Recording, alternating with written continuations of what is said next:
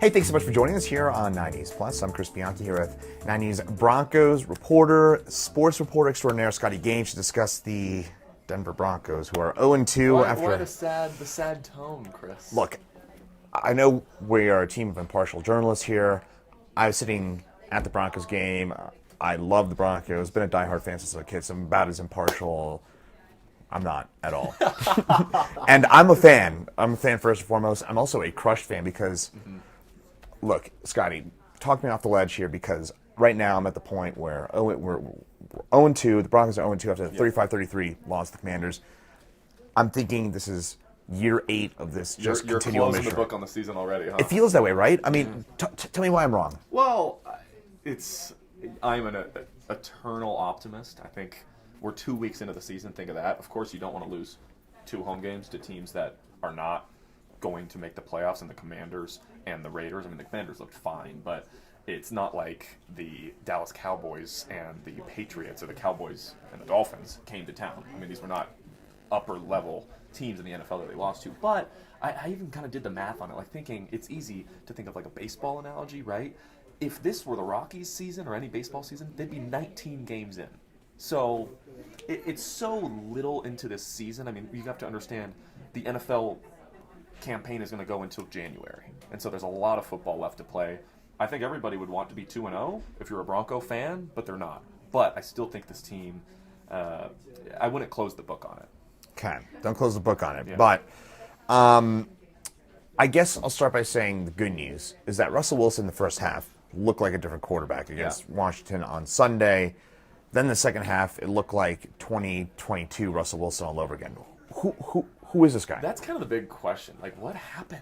What happened? What did happen? So great. It was Marvin Mims just making plays. Jaleel McLaughlin's getting in there. They're running the ball well. Russ looks awesome, rolling out, making plays, and then it's just like, poof. Just Through like dimes. Just like that. So I think it's kind of the question, and that's what all of us and the experts that are covering the NFL are trying to figure out. Was this a Russell Wilson fault? Was it a Sean Payton fault? Or did the Commanders just make a spectacular change to their defense that really just seemed to get them down? I think what the biggest problem is with this team is they've been losers for 7 years. They haven't made the playoffs for 7 years. They've had a losing record for 6. It's almost just a culture thing.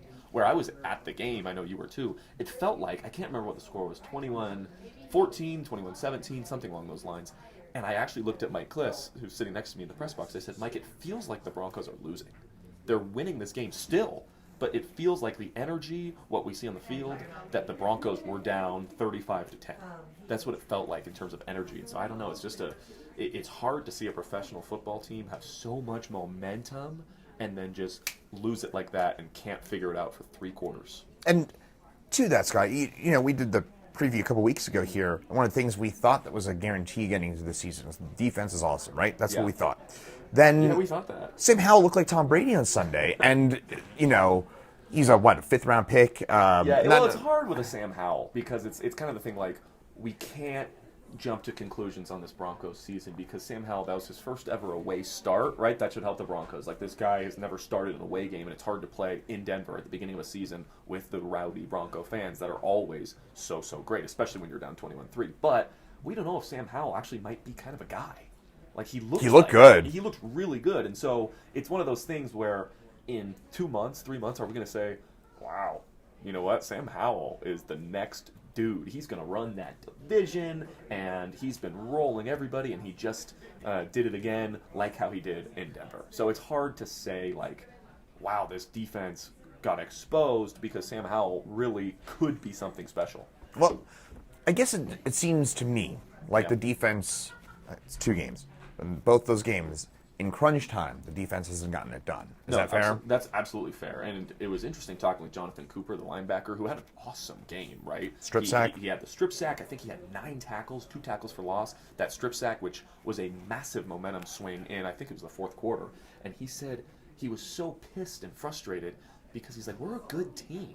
Like, we work so hard. We are a good team. We just can't figure it out. So I don't know if it's Vance Joseph, who, of course, is getting lots of blame. Why wouldn't he, a defensive coordinator that gives up 35 points? If it's just a disconnect, or if this defense just is not as good as we thought it would be. I guess Sean Payton, another thought that we thought he was kind of a gimme heading into the season. it seemed after the game, I wouldn't call it a rift, but clearly he has some, maybe there's a rift developing, or the early stages one between him and Russell Wilson where he was pretty... It's How would you interesting assess say that whole thing? So I had a conversation with a couple of different people that covered the Broncos, and we talked about that. Wow, yeah, Sean Payton really kind of put the blame on him. So late last night, I was here until like 1 a.m. I watched it again, his entire press conference. More times than not, he said, it's on me.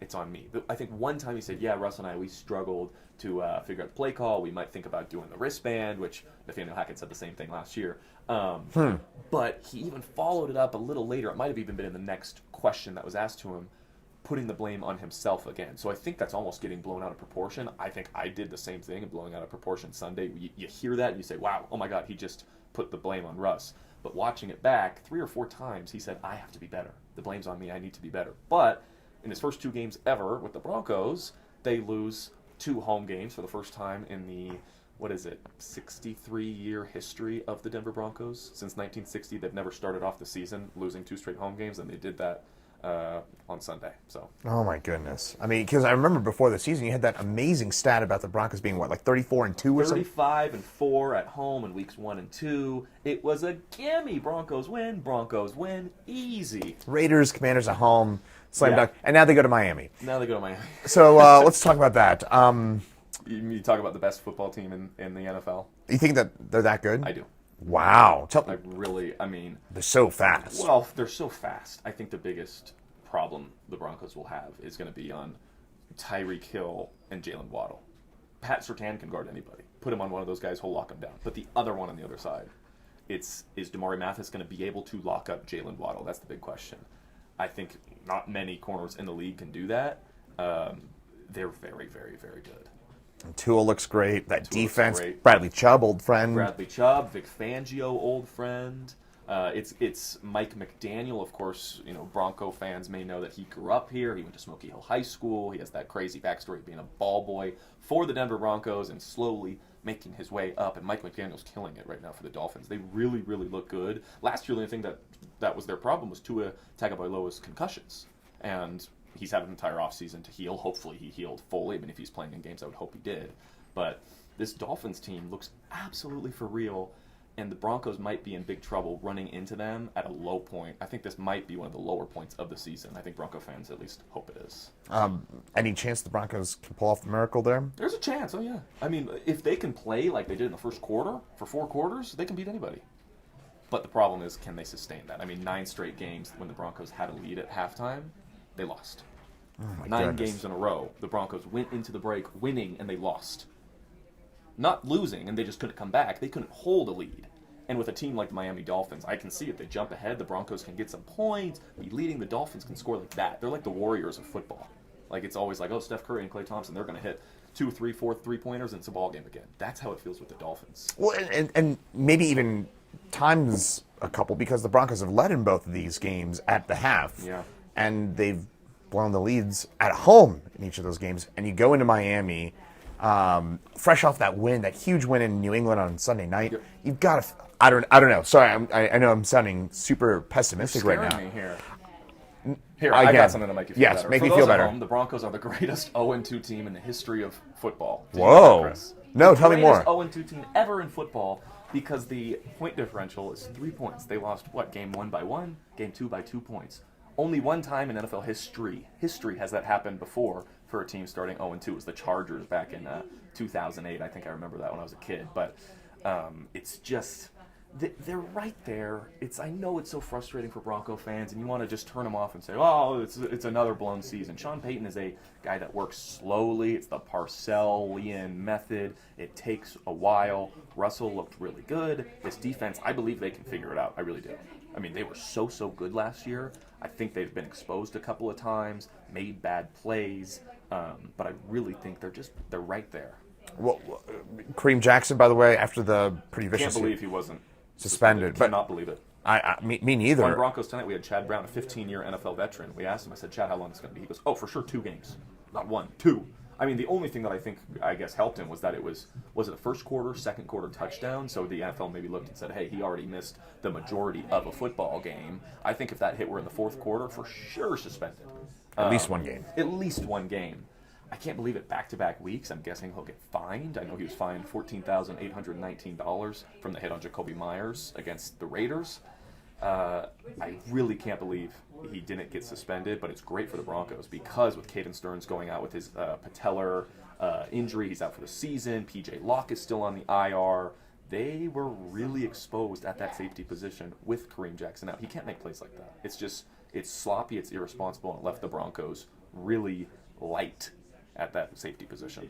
And, well, I guess we'll find out. Broncos, 11 a.m. kick on Sunday in Miami. Before we get out of here, you got a prediction? I'm not a prediction guy. I know you're not. I feel like I gave a prediction week 1, and the Broncos, I said there is no chance in the world the Broncos lose. I thought and the same. They lost. I thought the same too. I think the easy prediction is to say, hey, this Miami Dolphins team is just so good. They'll keep rolling. I'm going to stay positive and say it's going to be a good ball game. And if Russell Wilson can hold that offense and keep them, I don't even know what the right word is. Just don't let momentum swing so much. I think they got way too high and that way too low. Maybe that's going to take a few more weeks, but I'm hoping at least for a good game. I think everybody is. I'll say this. Vegas agrees with you. It's only a 6.5-point game, which Really? I was surprised. I didn't know I looked that up, and I would have thought it would have been maybe double digits because the way the Broncos lost, two winnable games at home, and Miami's looked so good. I would have thought. I was thinking the line was going to be 10 or 11, but 6.5. Here's the thing: the New York Giants started the season down 60-0 in their first 3 halves of football. And they have a better record than the Broncos, so anything can happen. I mean, the Broncos, we can say in 10 I love weeks, that. I know. We can say in 10 weeks, hey, the Broncos started down 0-2. They looked like this, they looked like that, and here they are. They've strung some wins together. And so if they can get a victory on Sunday, man, that would be huge. Flips the season, right? Go in, flips the season entirely. So that I think Bronco fans should be pumped up about. Hey, they have a chance to upset the Dolphins and get a ton of momentum going against the Bears, and then I think it's the Jets after that, and then they can be right back on track with a win on Sunday. Okay. You got me feeling better, Scotty. Positive. I appreciate Smile it. today. Find something to smile about today. I was not smiling at 6 p.m. on Sunday. I was not. I feel bad. It affected my mood the rest of the night. I was so upset about that loss. I had to call my best. We were on the phone for an hour and a half. Both you and the Broncos need to stay neutral. You can't get too high or too low, Chris. That game was crushing because you complete the Hail Mary. You can't get the 2 point. I mean, I know it was probably Hail Mary was PI. identical to the catch, by the way. CU's famous miracle at Michigan. Yeah, you mentioned that on the Sportscast Monday night, didn't you? Mm-hmm. Thanks for watching. Yeah, no problem. Scotty Gange, 9 News, our guy. We appreciate you. Go Broncos, and thanks for joining us here on 9 News Plus.